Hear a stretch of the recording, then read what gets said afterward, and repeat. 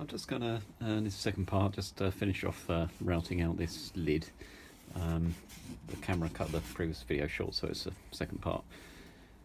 So I've set the depth here to the full depth of the material. You can just see there's a couple of millimetres left, and then that little last few sort of layers of ply.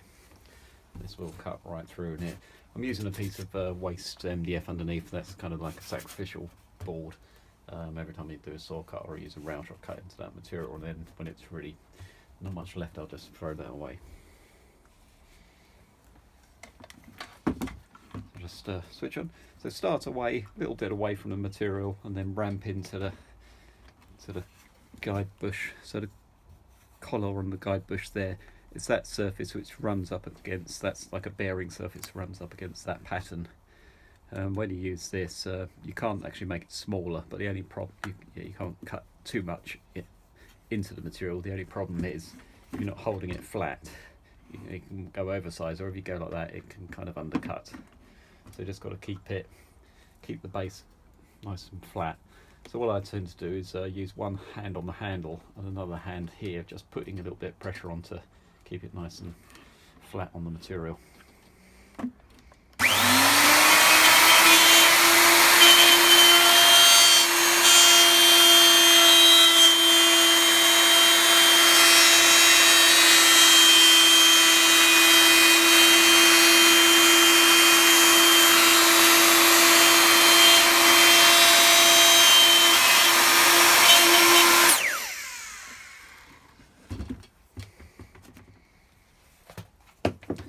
When you're finished, you can just sort of tell if it's cut all the way through.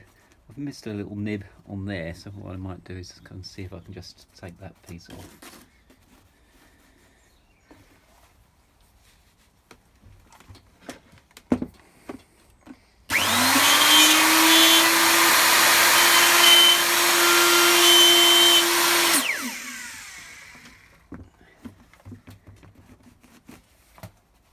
Yeah, it's completely cut through now. Just clamp that.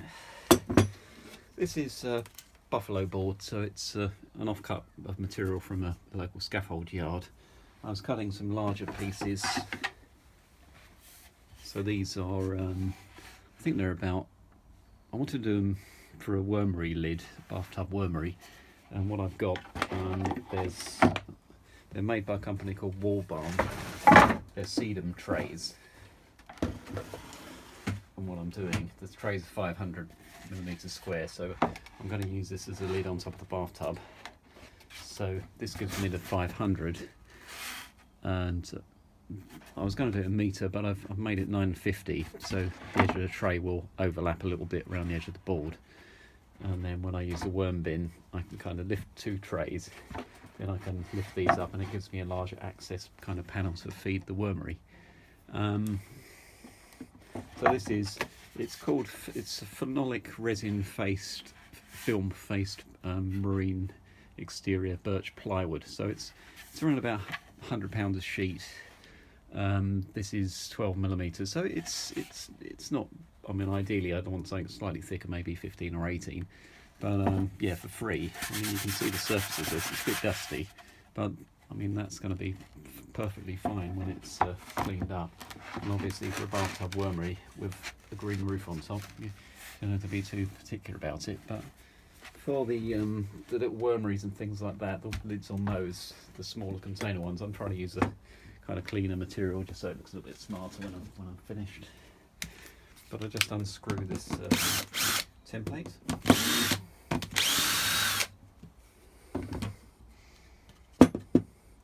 So you can see the edge there. I've rebated it. It's about approximately halfway through the material, and you've got a nice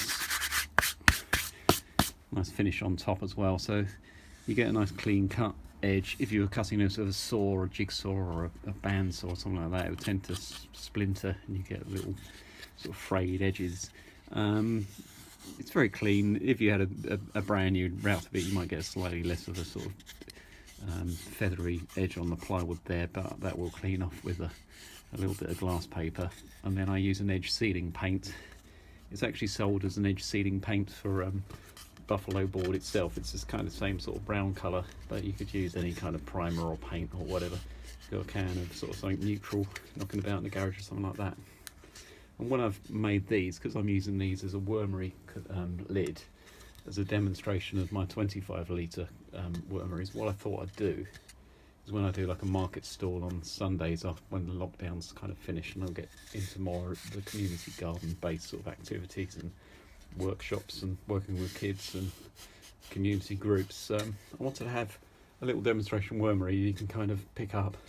It's easier to look at, you can get the same ideas and the same concepts as a larger one, but it's a little bit easier to transport. And what I'll do as well is I'll modify the base of it so it's like the worm tower, so it's a kind of 1/5 scale version of the or fifth of the volume, probably sort of half scale model of the actual worm bin. And what I'd love to do is get a group of kids in a school, maybe a school that's a secondary school with an eco council, school that's got an outdoor space with some growing potential, and do this as a kind of I'd like to kind of do an all-day workshop, so where you're sort of covering different kind of skills, maybe even combine this with a little bit of CAD, so you could sort of route this out, or laser cut some patterns as the different things they can do, maybe something they can personalise it with, maybe even engrave labels and things for the finished wormeries. So it's what I love doing is finding different skills and different techniques, and seeing them all as like a different tool. So using a router here, you're using a worm composting system, you're using hot composting, you're using reclaimed materials, you're using salvaged materials, things like buffalo board. It's what is fantastic, especially now with the advent of the internet and social media and all that emphasis on communication technology. It's that sharing skills, and if you can kind of share skills, materials, resources, then I think that's something that's really quite important.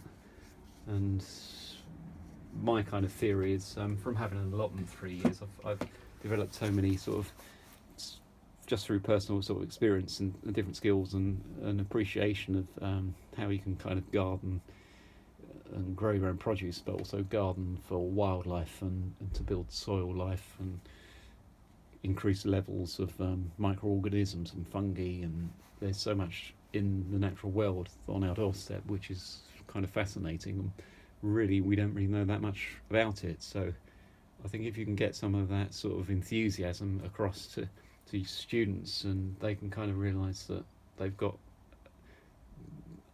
can be empowered to make the use of their own sort of growing spaces around their school sites and have a really positive environmental effect, but not just on the in a sort of greater scheme of things, looking at kind of resources and how species are becoming endangered and their sort of environment and habitat is becoming depleted, but also having massive positive impact in terms of their location, and how maybe local residents or elderly people, or we can kind of give those people access to these spaces as well, have a secure communal garden space where everyone's got the same sort of input and the same value, and you contribute ideas and you've got space. So someone says, oh hey, I want to have a wormery over here, I want to do this, I want to do that, and then it's like, wow, so and so's doing this as well, let's look at how that's working. Why is that different? Why is it better? How come they've got much better projects? What are they doing differently? Can I do some of that? Oh, perhaps they're using some irrigation technique, or they've got timers, or they're harvesting rainwater. There's so much potential and so many crossovers, especially with the national curriculum being quite prescribed. There's still space to look